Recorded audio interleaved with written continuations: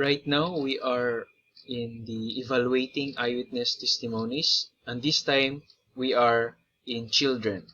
So, our topic for today, I will introduce first the case of David Wiggins of 1988, as well as the memory development of children, the trauma, stress, and memory, also the attributes of children, and then fifth, maltreatment and trauma-related psychopathology of children.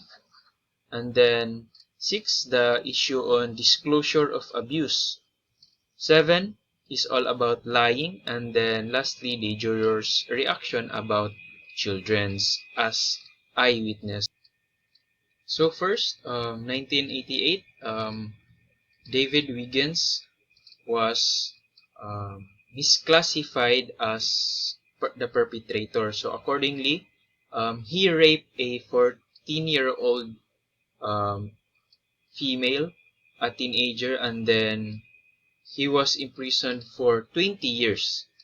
And then after examining the DNA, it was found out that he was not guilty of the crime. So in this report, we will talk about the credibility of children as eyewitness or their competence to stand trial. Okay, so the memory development of children is it undergo a marked changes in encoding, retention of memory, as well as the knowledge base and retrieval of memory. And then the question is, our children from 3 to 12 years old are competent to stand trial. And then, according to our previous discussion, when it comes to heightened stress, the attention becomes more focused on the central stressor, which is the event itself, the criminal event. Meaning, the memory recall will be focused more on the event and not so much on the perpetrator. Aside from that, the attachment style of insecurities, it is found out in research that individuals with attachment avoidant style are more likely to do defensive exclusion of information and emotions. So this means that if you have this attachment style, your memory recall will be negatively affected, especially when it comes to stressful or criminal events.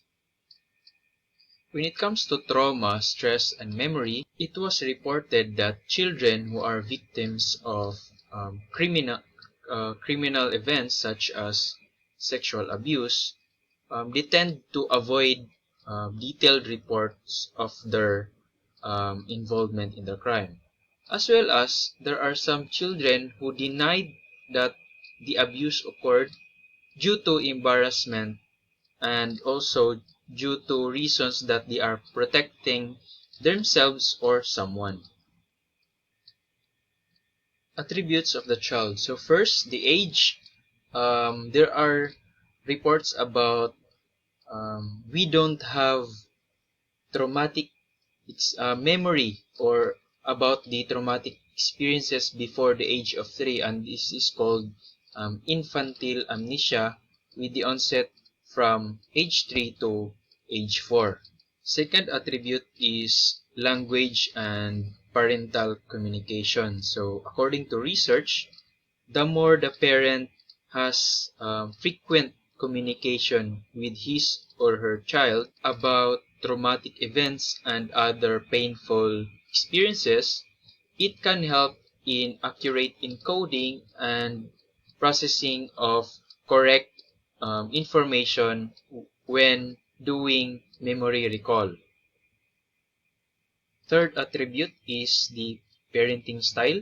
So there is a difference between traditional or authoritarian style versus authoritative style. So accordingly, those with authoritarian or traditional parenting style has less quality in their memory recall compared to those with authoritative parenting style.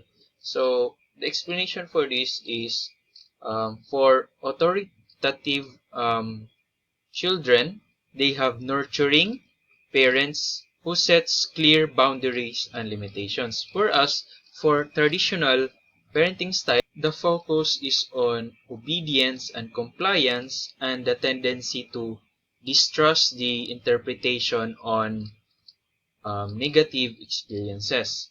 And also, children may copy the coping mechanism of their um, traditional parents, such as avoidance and anxiety in response to stressful events. And also, when it comes to the fourth attribute, memory, um, we also discussed earlier that if the event is less stressful, the activation of the body is just arousal and the focus is on the central details of the event.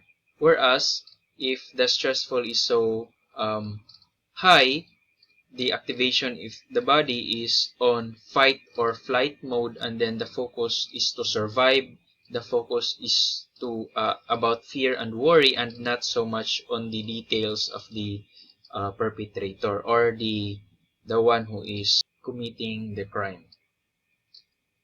The fifth attribute is the crime involvement. So as a child, are you the victim or are you just a bystander witness? So accordingly, there is better memory recall when you are the victim of the crime compared to you are just a bystander witness. As for the frequency of the event, um, victims who experience criminal event for the first time has better memory recall compared to those who are involved in repeated criminal events. For example, children who are victims of repeated sexual assault are not always able to remember the details of each incident if it was the first time, it was the third time, or the 10th time, or 50th time.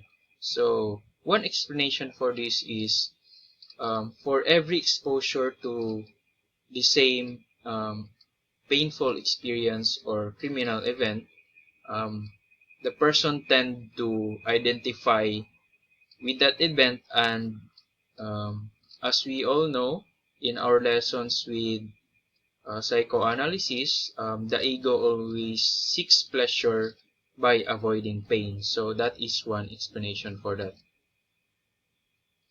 Okay, for attribute number 7 and number 8, it is all about intelligence. So accordingly, children with higher intelligence were less suggestible to memory recall. So meaning the quality of the contents of memory are accurate.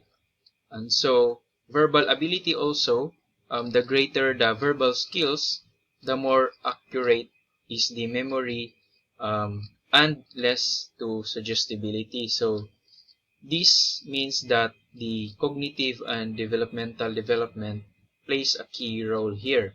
However, we also have to um, address that the researchers about this attribute did not consider the child's race, ethnicity, and also the socioeconomic status of the family and other developmental delays that part of the population of children.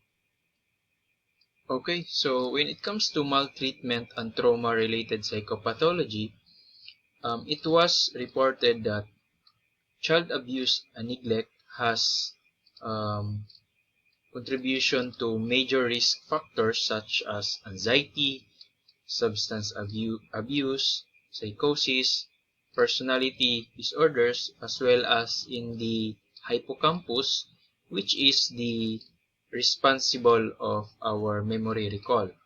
And so, apart from that, the non-maltreatment events such as removal of the child from home for protection of done by social services, all of this has effects on the memory recall of the child.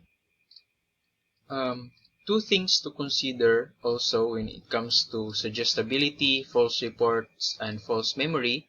It is reported that younger children are typically more suggestible and prone to false memory reports. And also, um, the kind of relationship between the child and the interviewer, it is reported that if the relationship is built on genuine rapport, then it decreases suggestibility and it increases good quality contents during memory recall. So as expert, it is imperative to be mindful of your approach when interviewing children. When it comes to disclosure of abuse, there are list of purposes why children delays the disclosure of abuse. Number one, if the parent or the caregiver is the perpetrator. And number two, the fear in negative consequences, such as punishment and embarrassment to themselves or to others who are innocent of the crime. Also, children are more likely to disclose to strangers if the parent is the perpetrator. And also, if the stranger built a genuine rapport with the child. Second, if there is a fear in negative consequences that involves physical injury. So that is the common reasons why children are more likely to disclose. So in normal circumstances, research suggests that children are more likely to disclose to their mother compared to other authority figures. 7. When it comes to lying, the reasons for children to lie is number one is if they are coached by their authority figures such as their parents or their attorneys because the parents are the perpetrators. Second, they lie in order to protect themselves from harm. And as well as when it comes to custody, the other parent may coach the child to lie so that he will stay on the mother's side or the father's side. And also, um, children lie to protect the innocent significant others. Okay, so we are on our last topic about the jury's reaction. So the members of the jury, they tend to believe in children who are appearing emotional or teary compared to those who are calm or hysterical. And then aside from that, if the members of the jury are parents, it will influence their perception about the children who are victims of abuse. And that is very logical. Also, if the members of the jury are male, they tend to favor male victims. Same with the female members of the jury, they tend to favor female victims. And statements outside the courtroom are permitted, such as audio recordings, CCTV footage, and other um, interviews that were not done during the um, um, hearings in the courtroom. Okay, so that's it for my report, and that is all about evaluating eyewitness testimony. And for this case, these are the children context. So that's all. Thank you.